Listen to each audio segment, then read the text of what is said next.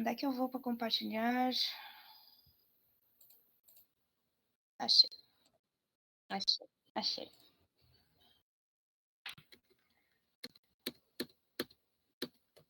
Aí.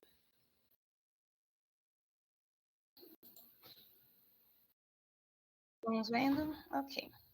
Tá, eu vou estar lá na página do PowerPoint. Então, qualquer coisa que vocês quiserem perguntar, alguma coisa que der problema na apresentação, alguma coisa, aí vocês, por gentileza, abrem o microfone e alguém me avisa, beleza? Tá. Então, deixa eu só pôr meu cronômetro aqui. Bom dia, pessoal. Eu vou conversar com vocês hoje sobre como projetar um reator bioquímico sem matemática. Meu nome é Samara Ortiz. Atualmente, eu sou aluna da graduação em licenciatura em matemática, mas antes disso, eu tive uma longa carreira na engenharia química de graduação, mestrado e doutorado. Então, tudo que eu vi na minha formação em engenharia química em relação à matemática, eu linko com o que eu vejo atualmente no curso. E aí eu pensei, bom, vamos mostrar para eles como que podemos projetar um reator bioquímico sem matemática. Mas antes disso, vamos ver, né? O que é um reator químico? Um reator químico, ele é um recipiente onde ocorrem reações químicas, transferência de massa e transferência de calor.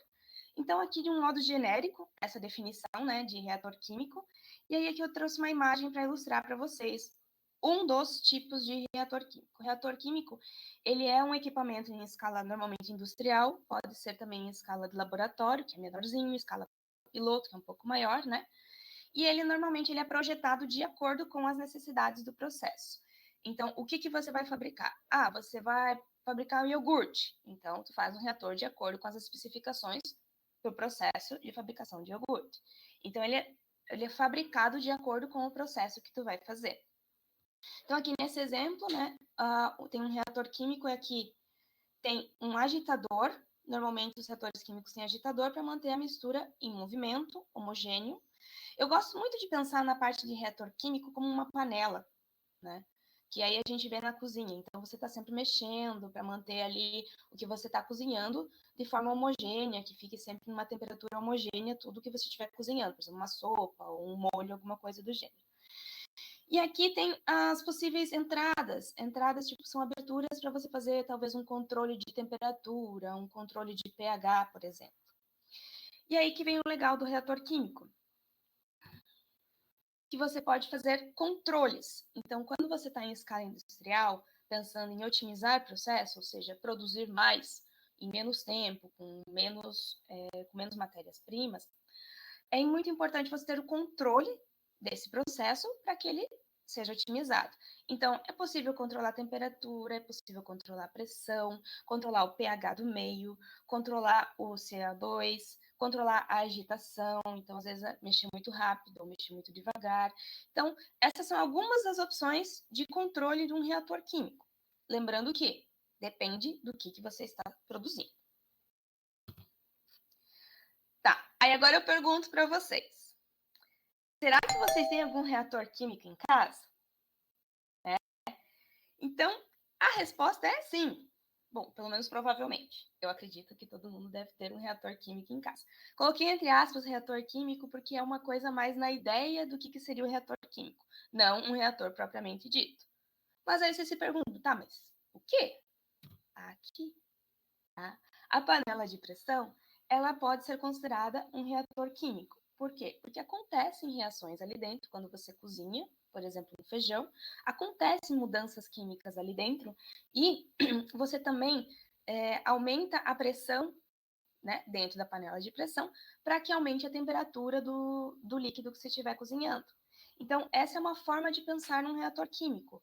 Você muda a pressão para mudar a temperatura para otimizar o processo, que é o quê? Cozinhar o seu feijão mais rápido, tá? Então, provavelmente, vocês também têm algum reator químico em casa. Aí vem o que é um reator bioquímico. Então, vamos de definição. Ops, gatilho. Definição. Pessoal da matemática tem pavor de definição. É só gatilho. Então, bora lá, vamos esquecer as definições da matemática por enquanto e pensar na definição do que é a bioquímica, né? Bioquímica é a ciência que estuda os processos químicos que ocorrem nos organismos vivos. Organismos vivos, uma célula, que seria levedura, fungos, bactérias, né, que são compostos celulares. Então, esse desenho de célula, eu acredito que, né, que todo mundo lembre da época de escola, de colégio, esse desenhozinho da célula e das partes da célula. E aí aqui entra o reator bioquímico. Então, você não está fazendo só uma reação química ali dentro. Tem uma vida ali dentro, na qual você precisa manter essa vida viva, no caso, né? Que é o que você precisa. Então, ele é um reator que acontece uma reação bioquímica. Bio vem de vida. E o que muda?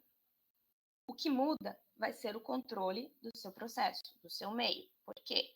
Porque você tem que ter um controle maior de temperatura. Porque se, por exemplo, você estiver tratando com uma levedura que ela suporta 37 graus e você não controlar a temperatura, né? Alguma coisa vai acontecer, vai morrer, vai matar. E aí teu processo acaba. Então, quando você está tratando de reações bioquímicas, você tem que ter um cuidado extra, porque você está lidando com uma vida, que seria da bactéria, do fungo ou da levedura, dependendo do seu processo, né? E aí vem, por exemplo, a fermentação alcoólica, a produção de cerveja, de vinhos, a produção de iogurte, que são as mais comuns, e vinagre, né? Que você utiliza alguma bactéria, levedura ou fungo para fazer o processo. Queijos também, né? Então, tem que ter esse controle extra do meio, de pH, para não ser muito ácido ou muito básico, para que esse micro-organismo não morra. E aí, nessas condições de operação de um reator bioquímico, a gente tem a chamada modelagem matemática, que nós fazemos balanços. Um dos balanços que a gente faz é o balanço molar. Balanço molar em relação à quantidade de mol, né? Uma reação química, nesse caso, bioquímica. Por quê? Porque nós temos a glicose, que é o açúcar, que vai ser transformado em etanol e dióxido de carbono. Tá, mas vai ser transformado pelo quê? Ele vai precisar de uma levedura, ou seja, um organismo vivo. Essa fotinho da levedura aqui, ela foi tirada no microscópio, fui eu que fiz essa fotinho, tá? No microscópio, que mostra as células de levedura vivas, tá? Aqui não dá para ver, claro, mas elas estavam se movendo para a gente verificar se elas têm vida antes de colocá-las no processo, né? Então a gente adiciona essa levedura com a glicose, aí essa levedura se alimenta da glicose, e aí tem todos os parâmetros que você tem que cuidar. Por quê? Porque essa levedura, ela pode consumir a glicose e se reproduzir em outras células, ou ela pode consumir essa glicose e produzir etanol. Então são duas vias. O que muda? O que muda é a composição do meio. Se você tiver um meio favorável para ela se reproduzir, ela se reproduz. Se você tiver um meio favorável para ela fazer a fermentação alcoólica, ela faz a fermentação alcoólica. Então, são muitas variáveis que a gente tem que controlar para ter o que a gente quer. Porque a gente quer que ela cresça um pouquinho, sim, né? Se reproduza um pouco, mas que ela faça etanol. Cresce um pouquinho, porque tem mais células, produz mais etanol. Tá, mas qual que é a importância disso? Qual que é a importância desse balanço molar? Por exemplo, se você não fizer um balanço molar correto, se você não controlar a quantidade de dióxido de carbono, o dióxido de carbono, ele é tóxico, tá? E se ele for tóxico, a nossa levedura vai morrer. E se ela morrer, acabou o processo e tu perdeu toda aquela matéria-prima que você tinha ali, né? Então, essa é uma das principais importâncias de se fazer o balanço molar. Aí, um exemplo do balanço molar, eu trago aqui para vocês uma ilustração de um reator bioquímico, tá? Aqui em vermelho, tracejado e circulado aqui, o que é chamado de volume de controle, que seria aonde a gente vai fazer o balanço, né? Aí temos aqui, está entrando uma quantidade de S, seria o substrato, por exemplo, a glicose, e aí tem um substrato no meio e tem o substrato que também sai. E aí tem o X0, que seria a quantidade inicial de células, tá? Então, só para ilustrar para vocês algo bem superficial. E aí, por que eu mostro isso? Porque eu quero trazer o balanço. Como que a gente faz esse balanço molar, né? Então, aqui percebam que tem as variáveis de substrato, quantidade de célula, aqui seria uma velocidade de consumo da célula em relação ao substrato, entre outras variáveis que a gente analisa. Isso a gente faz para o substrato e para a quantidade de células, tá? E aí eu mostro para vocês. Olha que lindo esse balanço molar. E o que nós temos aqui? um sistema de EDOs. Tá? Então, é para ilustrar para vocês como que um sistema de EDOs é aplicado para um balanço molar num reator bioquímico. Ok. Aí nós temos o balanço de massa.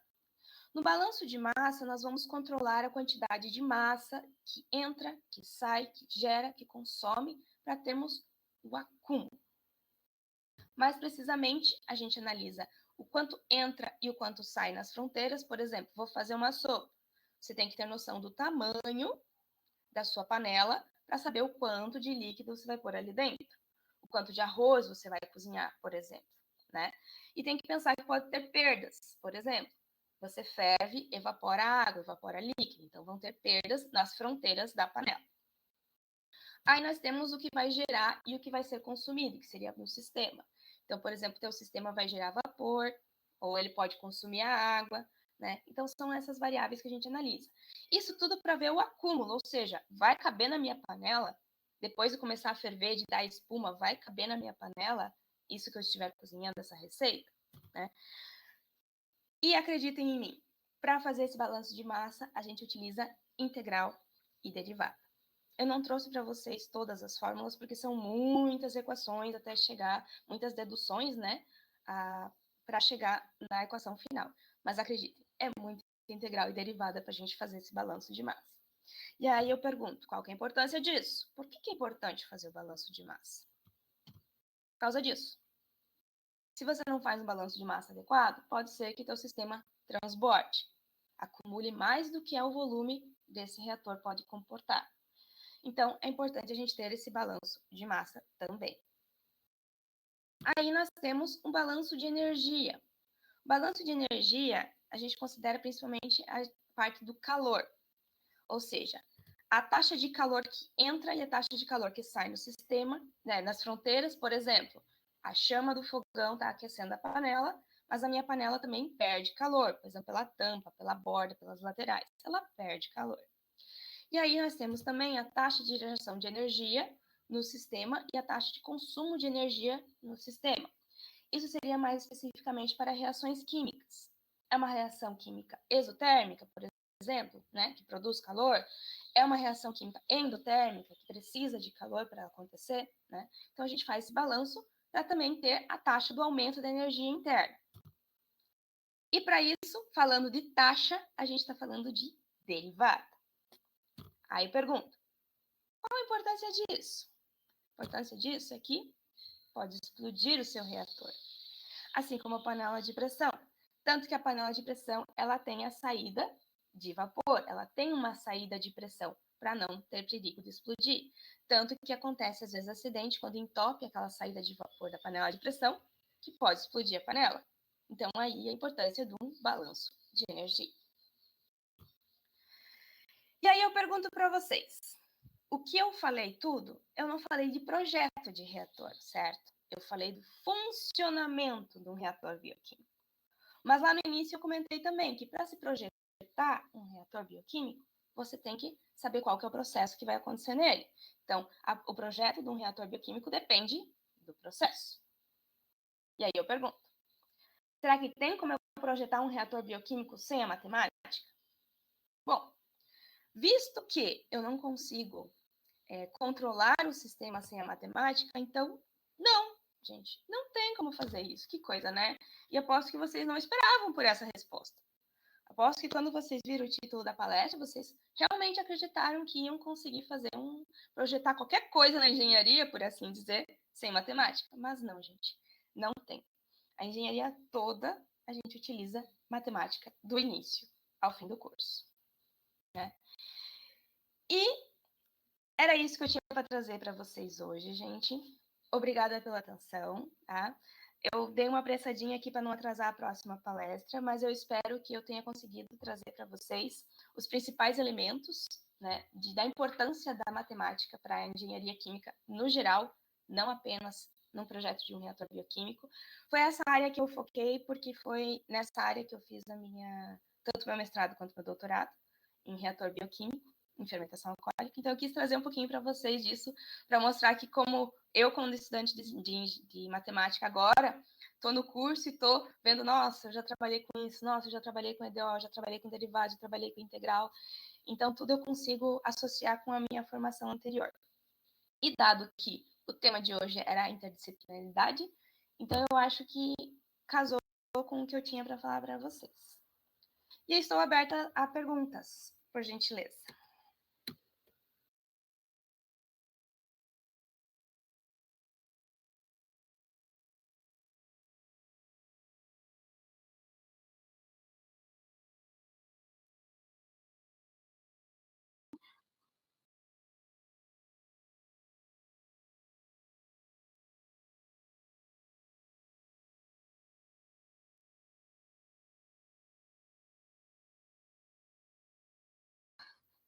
Oi.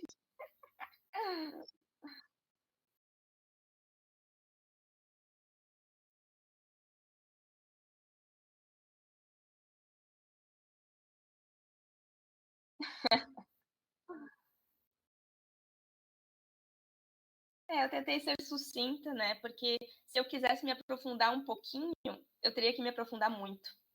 Então eu resolvi fazer mais superficial mesmo, porque se eu quiser um pouquinho me aprofundar, aí ia ficar incompleto, daí eu ia ter que me aprofundar muito e daí ia ficar muito longa a apresentação. Então eu acho que foi um modo que eu trouxe de ilustrar para vocês que realmente a gente usa muito derivada, integral. Tipo, tanto que é por isso que na engenharia a gente já começa na primeira fase vendo derivada. Segunda semana de aula a gente já está em derivada, justamente porque as disciplinas seguintes a gente vai utilizar muita parte de derivadas e integrais. Então, logo no início do curso, derivada integral. Coisa que na matemática é diferente, né? É isso, pessoal. Mais alguma pergunta? Mais alguma questão? Estou à disposição. Então, Renan tem medo de panela de pressão, é, Eu Renan? tenho, tá? Quando eu era criancinha. Não, só ficou daquelas eletrônicas lá com 3 travas, não sei das quantas, lá, poderosíssima. É, Mas gente, é um reator, gente, um reator. ia falar o liquidificador também é um reator, então? Ele seria mais só para um agitador, porque o liquidificador só faz um processamento, não tem nada de mudança de temperatura, não tem nada de mudança de pressão, não tem uma reação química ali dentro, é só mais um processo físico, né? Uhum. De triturar e tudo. E tem também, quando a gente fala em reator, normalmente o pessoal pensa no reator das lâmpadas. Tem um reator eletrônico, né, na lâmpada. Mas aqui eu friso, é um reator químico, então já tem o químico justamente porque se você fala só reator, todo mundo vai naquela pecinha da lâmpada. Mas aí tem o reator químico, reator bioquímico. O reator bioquímico também ele pode ser chamado de bioreator, reator biológico, né? Então, várias outras nomenclaturas para indicar que acontece alguma reação química com vida ali dentro. Uma dúvida, a levedura ela é unicelular ou ela é pluricelular? Ela é unicelular. Hum, tá. São células de levedura. Cada célulazinha. Então, para produzir, por exemplo, biocombustível, né, tudo, né, que tem a bio... Aquela gasolina que eles fazem, só que é bioetanol, né? O meu mestrado e doutorado foi em bioetanol. A produção do bioetanol. Aí eu estava focando em utilizar resíduos. No meu mestrado, eu foquei em utilizar resíduos de bagaço de malte e bagaço de mandioca Nossa. para gerar o bioetanol. Então, pegar o resíduo dessas indústrias, né? Hidrolisar eles, ou seja, liberar o açúcar, porque ali tem carboidratos. Então, fazer uma hidrólise para liberar em açúcar, glicose, para fazer o bioetanol. E aí, no doutorado, eu já estava mais focada no processo. Então, eu estava pensando em otimizar o processo. Eu queria imobilizar as leveduras em suportes magnéticos, para que não tivesse o agitador mecânico, para que a Uhum. agitação fosse magnética. Então, Ah, foram duas nossa. abordagens, mas tudo na fermentação alcoólica. Ai, que massa. Daí tem produção de resíduos, tipo, daí o teu processo bioquímico gera resíduos, tipo, gases tóxicos, porque eu sei que, tipo, quando eles produzem bioetanol, às vezes saem os gases que não são reutilizáveis, né? Sim, mas o meu foco era em tentar otimizar a liberação do açúcar dos resíduos. Ah, Vamos tentar liberar o máximo de açúcar e conseguir consumir esse máximo de açúcar e fazer com que a minha levedura produzisse etanol e não só comesse todo o açúcar que tivesse ali e ficasse feliz da vida, se reproduzindo, engordando e crescendo. Eu queria realmente era cuidar da via que ela fosse para a produção de etanol. Então, meu processo ficou mais ali, não tanto no gerado além do etanol. Eu focava só no etanol. Que massa. Ah, que legal. Nossa, espero que a pesquisa, imagino que deve ter dado bastante frutos, né? Assim, Foi bem legal, foi bem interessante. Foram resultados, assim, como diz assim, promissores para pesquisas futuras. Legal. Parabéns, Samara. Obrigado. Deixa eu só ver aqui, o agitador magnético seria melhor porque seria mais barato ou porque não destruiria menos a levedura? Ele destruiria menos a levedura, exatamente, José, porque como ela é imobilizada e tem o agitador, então acaba que a imobilização, elas são bolinhas, assim, né? Então acaba que elas se destroem por causa do agitador, que seria, por exemplo, num liquidificador, né? Ele vai triturando aos poucos. E essa é a intenção. Ele também destruiria menos a levedura e também ele seria mais barato, todo o sistema, porque o sistema de agitação magnética, ele tem uma manutenção mais barata e ele gasta menos energia, consome menos energia do que o agitador padrão, digamos assim, né? O agitador físico ali no meio do reator, no caso, né? Então, é realmente isso. Então, ele tem essas duas vantagens. Tanto de ser mais barato e de destruir menos a levedura, que aí você consegue perdurar o teu processo por mais tempo com as mesmas leveduras, sem a necessidade de fazer troca ou de alimentar, né? De colocar mais leveduras. Seria isso. De nada, José. Certo? Então, pessoal, vou passar a palavra para a próxima apresentadora. Obrigada pela oportunidade. Obrigada pelo convite, pessoal da Samat. Está muito legal o evento. Tá? E vamos para a próxima, então. Muito obrigada. Eu acho que agora eu estou conseguindo me ouvir.